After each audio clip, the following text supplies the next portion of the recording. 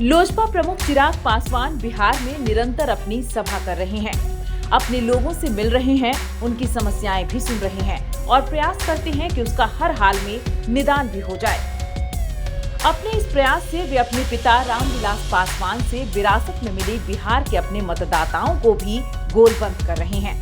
यही कारण है कि पार्टी में दो फाड़ होने के बाद भी दलित पशुपति पारस की जगह चिराग को ही अपना नेता मान रहे हैं। यह बात अब तो बीजेपी भी मानती है। यही कारण है कि बीजेपी ने चाचा पशुपति के विरोध के बाद भी चिराग को अपने साथ गठबंधन में जोड़ा। सूत्रों का कहना है कि चिराग के पास एनडीए और इंडिया दोनों गठबंधन से ऑफर थे, लेकिन चिराग ने महागठबंधन की जगह एनडीए को चुना।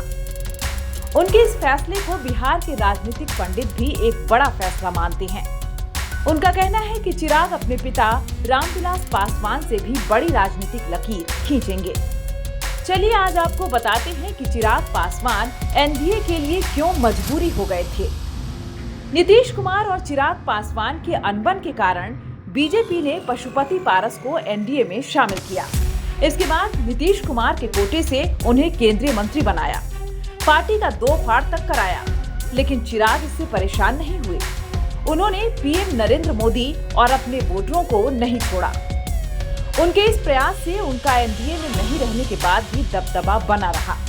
यही कारण है कि एनडीए से नीतीश कुमार से अलग होने के बाद बीजेपी बिहार में जब लोकसभा चुनाव 2024 की तैयारी शुरू की और राजनीतिक पार्टियों की गोलबंदी करने लगी, तो चाचा पशुपति के विरोध के बाद भी चिराग पासवान को अपने साथ जोड़ लिया।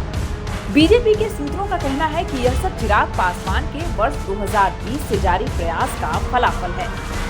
उन्होंने अपने वोटरों के साथ सीधा संवाद कर अपने साथ उन्हें जोड़े रखा। उनका और उनके वोटरों के बीच का यह संवाद रामविलास पासवान के बाद पशुपति पारस के बदले चिराग के साथ ज्यादा मजबूत हो गया है। यही कारण है कि पशुपति पारस से बीजेपी के लिए चिराग ज्यादा महत्वपूर्ण हो गए। दरअसल बिहार के दलितों का एक बड़ा वोट बैंक करीब 14% चिराग के साथ है। हालांकि बिहार में पासवान वोट 5% ही है। बाकी करीब 11% वोट बैंक महादलित जातियां जैसे पासी, रविदास, धोबी, चमार, राजवंशी, मुसहर, डोम आदि हैं। चिराग के इस वोट बैंक पर भी अपने चाचा से ज्यादा पकड़ है। राजनीतिक पंडित कहते हैं कि यह वोट पहले रामविलास पासवान के पास हुआ करता था। हाल के दिनों में जीतन राम मांझी ने इस वोट बैंक पर अपना दबदबा बढ़ाने का प्रयास जरूर किया था, लेकिन चिराग पासवान ने अपने पिता की तरह ही इस वोट बैंक पर अपनी पकड़ मजबूत कर ली है।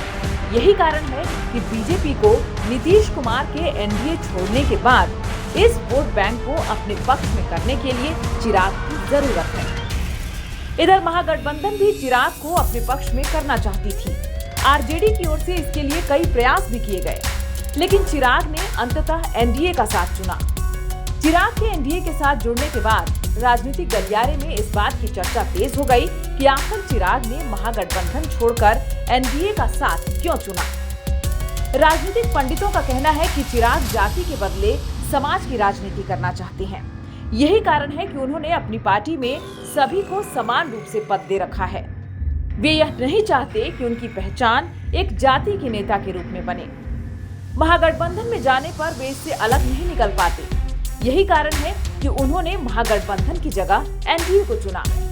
बताते चलें कि महागठबंधन के साथ यादव, मुस्लिम और कुशवाहा और कुर्मी का वोट है, जबकि एनडीए के साथ दलित और महादलितों का 14%, 20% उच्च जातियों यानी भूमिहार, राजपूत, ब्राह्मण और कायस्थ का वोट है। कांग्रेस के कमजोर होने के बाद ये वोट बीजेपी के साथ है। इसे अब करीब करीब बीजेपी का परंपरागत वोट बैंक माना जाता है। हालांकि कांग्रेस ने इस दफा भूमिहार समाज से अपना प्रदेश अध्यक्ष देकर उच्च जातियों को अपने साथ जोड़ने का प्रयास जरूर किया है, लेकिन इसका कांग्रेस को कितना लाभ मिलेगा यह तो समय ही बताएगा। लेकिन कांग्रेस ने अपने परंपरागत वोट बैंक को एकजुट करने का प्रयास जरूर किया है। आरसीपी सिंह, उपेंद्र कुशवाहा और फिर सम्राट चौधरी को प्रदेश बीजेपी का अध्यक्ष बनाकर बीजेपी ने 12% कुर्मी और कोयरी के वोटरों को अपने साथ करने का प्रयास किया है।